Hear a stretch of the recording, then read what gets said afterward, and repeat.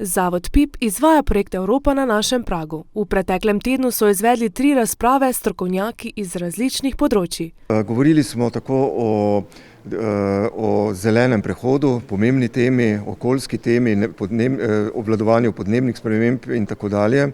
Govorili smo o trajnostnem turizmu, o samooskrbi, se pravi o tem, kako bomo v prihodnje zagotavljali kvalitetno hrano, kako bomo razvijali svoja okolja tudi s pomočjo turizma, ki pa ne bo obremenjeval okolja, ki ne bo obremenjeval ljudi, ki živijo v teh okoljih, ampak bo prinašal za vse učinke, ki koristijo tako enim in drugim.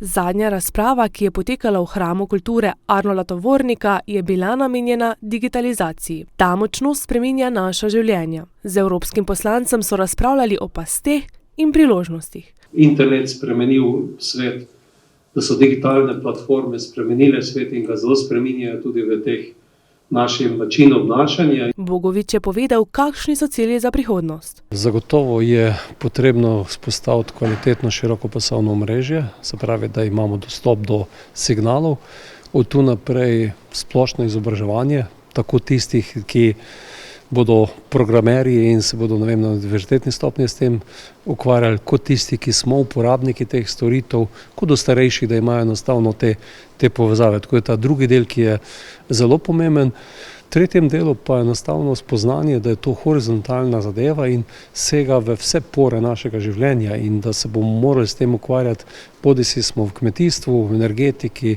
šolstvu, javnem sektorju, zdravstvu in nek splošen pristop k večji uporabi teh sredstev in znanje je tisto, ki bo zelo pomembno. Zdaj, če bi mogoče primerjali Slovenijo z drugimi državami v Evropski uniji, kje je Slovenija?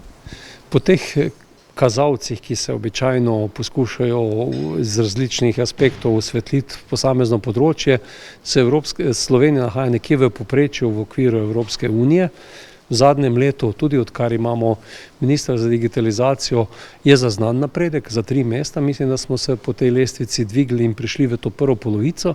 Sicer pa je tudi zelo pomembno to, da imamo relativno dobro pokrito tudi slovensko podeželje s kvalitetnim signalom. Je pa tu še precej stvari, ki je potrebno postoriti. Čas koronavirusa je vplival na to, da smo bolj digitalno pismeni, kot smo bili, predvsem starejša generacija. Marsikdo prej ni kupoval na daljavo, otroci, pa tudi profesori so se kar naenkrat morali naučiti šolanje na daljavo. Delo na daljavo je nekaj, kar je zdaj dosti bolj običajno, kar tudi pomaga kakšnim drugim ciljem, okoljskim in podobnim. Tako da zagotovo je korona kriza na nek način dala pospešek razvoju digitalizaciji, hkrati pa se je tudi pokazalo, kdo so pravzaprav vojni dobičkarji, če smem temu tako reči, korone. In to so ti največji giganti, ki so žal večina zunaj Evrope. Sam je sicer promotor koncepta pametnih vaseh. Ključen cilj je, kaj narediti na podeželju, da bodo ljudje ostali in da bomo na podeželju in da bomo imeli poseljeno podeželje. In potem rešitve poiskati od izgradnje kompletne infrastrukture, ceste, vode, okoljske, do širokopasovnih povezav, na drugi strani tudi skrb za enakomeren razvoj in ustvarjanje delovnih mest na podeželju. In zato potrebujemo na eni strani politike z vrha, kot rečemo, zgoraj navzdol. V evropskih različnih skladih je zelo veliko sredstev za to. Država se mora zavedati, kako pomemben je enakomeren razvoj, zagotoviti normalno financiranje občin, tudi izgradnjo te infrastrukture.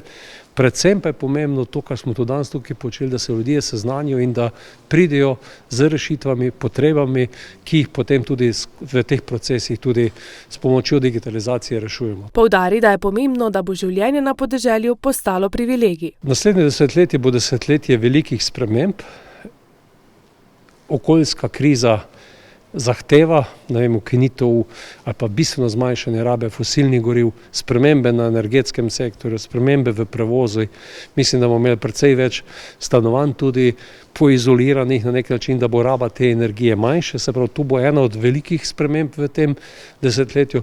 Zagotovo pa bo ta razvoj digitalnih tehnologij omogočil tudi kakšno delo več nadaljavo, tudi olajšal marsikatero delo, kot ga že danes v številnih gospodarskih panogah, tako da bomo morali na nek način z roko v roki z razvojem tehnologij, spoznavanjem, učenjem o teh tehnologijah, hkrati pa je prav, da poudarimo, pa da ne smemo pozabiti, da smo ljudje. Upam, da bomo sneli tudi te maske in da bomo ta kontakt fizični, analogen, kot rečemo, ohranili in da ostanemo tudi humana bitja, ne pa neki odvisniki od digitalizacije. Bojan Golčar, direktor zavoda PIP, pa pove, da si želi, da bi vsebine uspeli približati občanom in občankam. Zdaj ljudje sigurno najbolj občutijo politiko Evropske unije takrat, ko v svojem okolju vidijo, da je nekaj novega, da se je vzpostavila neka infrastruktura in ki jim potem olajša življenje, izboljša kvaliteto življenja. Zanimanja za te vsebine je namreč vedno več. Možnosti informiranja je veliko. Še posebej bi izpostavil kot možnost uporabo spletnega portala skupajsmo.eu, na katerem lahko ljudje pridejo do informacij in hkrati tudi sami aktivno sodelujejo v razpravah z pobudami, tako da možnosti je zagotovo veliko. Predloge in razprave sicer v zavodu PIP posredujejo v Bruselj.